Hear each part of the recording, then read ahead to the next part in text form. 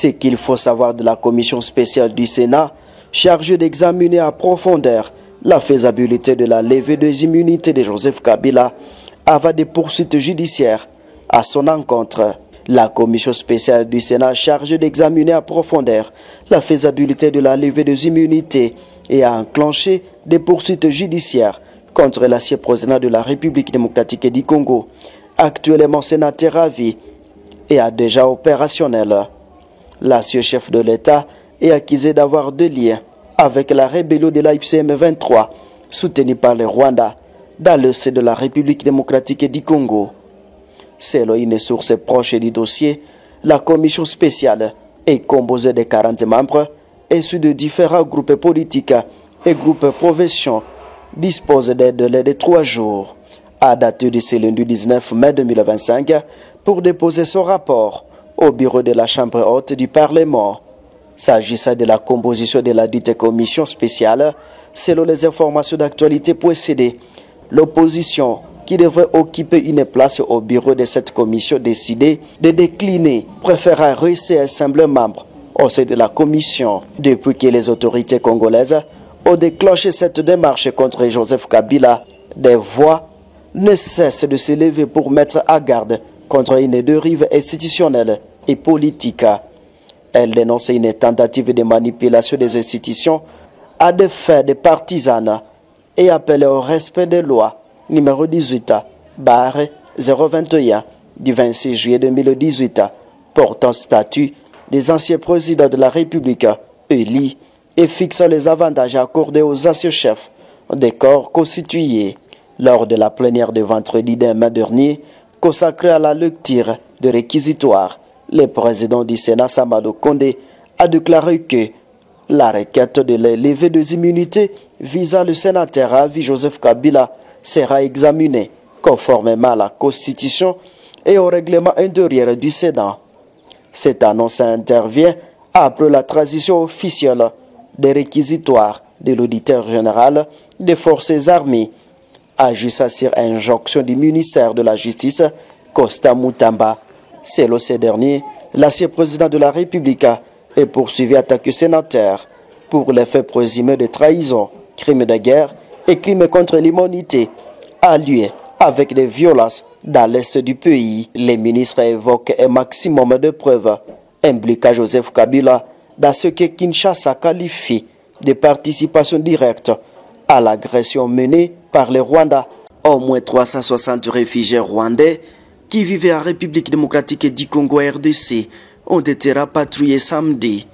Dans un communiqué, le ministère rwandais à charge de la gestion des urgences a déclaré que les rapatriés faisaient partie de plus de 2500 ressortissants rwandais qui se retrouvent dans l'est de la RDC depuis des années et dont le retour a toujours été empêché par le rebelle des forces démocratiques de libération du Rwanda. Les rapatriés, pour la plupart des enfants et des femmes, ont été accueillis par les autorités locales au principal poste frontalier du district du Rubavu.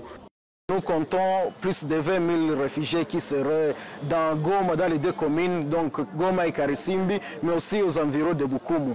Ils seraient dans les 20 000, mais au nord Kivu, nous savons qu'il y aurait, ceux-là qui sont reconnus, c'est vers les 170 000, mais ceux-là mais en grande partie, ceux-là qui ne sont pas reconnus seraient dans une affaire de 700 000. Les plus victimes de toutes ces violations, ce sont surtout les réfugiés qui viennent du Rwanda, puisque en grande partie, ce sont eux qui n'ont pas de documents. Mais aussi, au-delà d'avoir des documents, certains sont victimes de l'insécurité, car certains revendiquent que le service de sécurité du Rwanda vient ici pour tuer certains, pour les arrêter et les déporter par force au Rwanda. Et cela cause une phobie, une grande peur dans le milieu des réfugiés.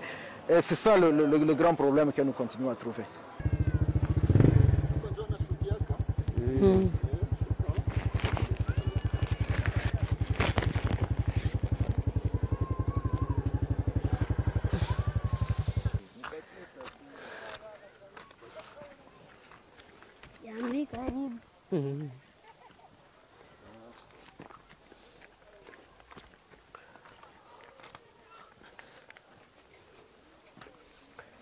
Karibu sana. Mistari.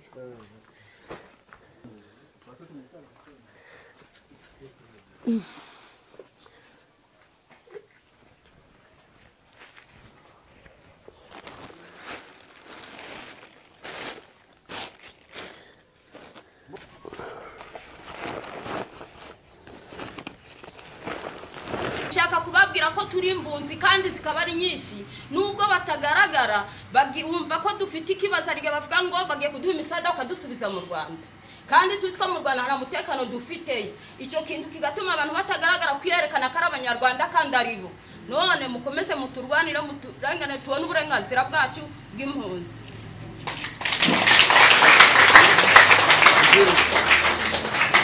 Naweza fukua Rwanda saa moja kama kunatembea munjia fasi kwenye unaenda mbali ya kwenu, wanaweza kunyangura, wanakutia magari, wanakukimbiana, wanakuua.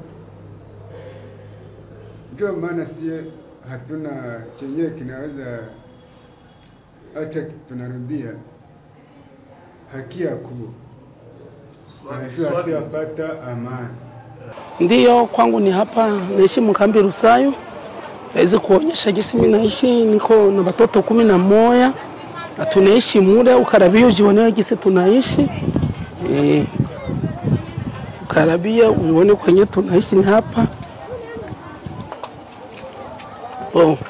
Kamurango niliwahi kubarikiwa na kaka Rupau nikatengeneza, unaona jinsi biko kufunga. Mimi nakamata kamba juu sina makuta ya kufunga kikufuri, mimi nateka kamba hapa, mimi nafunga. Sasa mimi nafika, mimi nafungura, mimi naingia na ikaze wote, kunaona jinsi iko inatoka. Mtu mwenye anapima kurudia ni kumuua. Kwa sasa hivi niko hapa, bakakangu wote warudia bali bauaka, baba balimuaka, donc wakudia wote ni kumuua kule. Rwanda wanafanya magavi ya kusema murudi, kile unarudia mchana leti na kuona jinsi unafika, lakini usiku ni ku ndio tushateseka vile atujue. Mesdames et messieurs distingués invités, nous sommes tous appelés à regarder dans cette même direction en saisissant cette occasion pour que nos compatriotes réfugiés puissent bénéficier de ces opportunités longtemps recherchées sur toute l'étendue de la province du Nord Kivu par le gouvernement congolais sous le leadership de son Excellence Félix Antoine Tshisekedi Tshilombo, chef de l'État, avec l'appui de ses partenaires fidèles. Étant un parmi les réfugiés du monde et ceux vivant en République démocratique du Congo, je profite de ces micros pour vous dire merci de votre présence qui témoigne de la volonté que vous accordez à cette communauté de réfugiés. Nos sincères remerciements s'adressent à l'État congolais pour nous avoir accordé l'asile sur son sol et accepter qu'on y vive en nous accordant sa protection au niveau national. Comme nous produisons beaucoup de produits agricoles, si un réfugié veut devenir distributeur, revendeur ou bien chercher de l'emploi, nous pouvons leur donner de la chance comme d'autres citoyens. Les personnes qui sont arrivées avec le génocide au Rwanda en 1994 ont commencé leur séjour ici dans les sites et dans les zones autour de Goma, une bonne partie, il y en a d'autres qui sont allés ailleurs. Après qu'ils ont dû quitter ces sites pour des raisons connues, la majorité sont allés à l'intérieur, ils ont rejoint les communautés, ils ont été partis des communautés. Et c'est vrai qu'à part l'enregistrement et les documents qui protègent contre le refoulement, le retour forcé, il y a très peu d'assistance qui a été offerte à la population à l'intérieur. Ils ont été accueillis par les populations, ils ont pu vivre les vies ordinaires.